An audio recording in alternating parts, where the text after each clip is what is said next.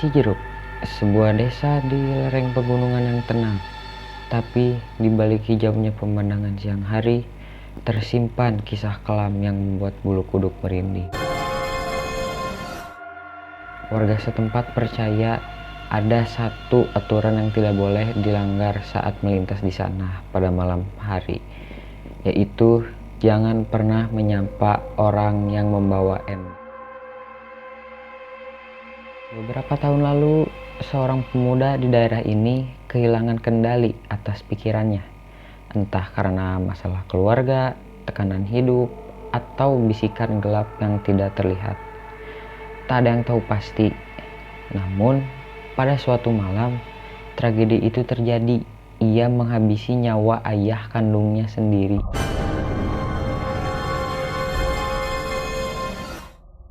Yang membuat warga tak pernah melupakannya adalah apa yang ia lakukan setelahnya. Kepala sang ayah dimasukkan ke dalam sebuah ember, kemudian bawa keluar rumah seolah tak terjadi apa-apa.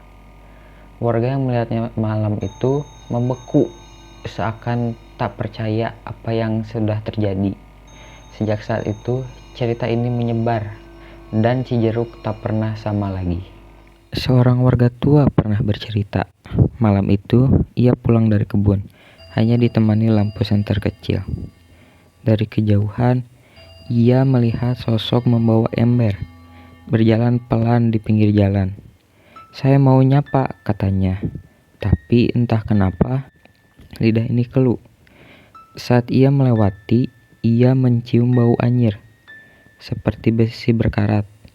Begitu menoleh ke belakang, sosok itu sudah hilang, tapi suara blup-blup embernya masih terdengar. Dari tragedi itu lahirlah sebuah mitos. Warga percaya arwah sang ayah ataupun jiwa sang anak masih gentayangan di jalanan desa.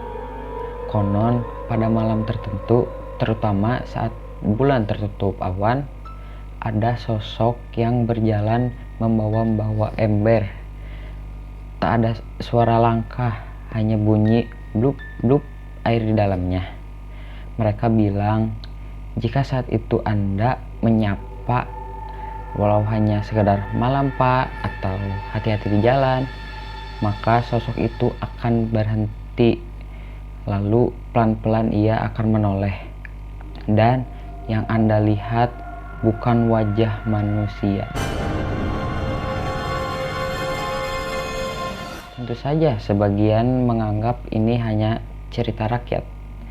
Cara warga mengingatkan agar tidak keluar larut malam. Tapi bagi mereka yang pernah merasakannya, tatapan dari sosok tanpa wajah itu terlalu nyata untuk disebut hanya mitos.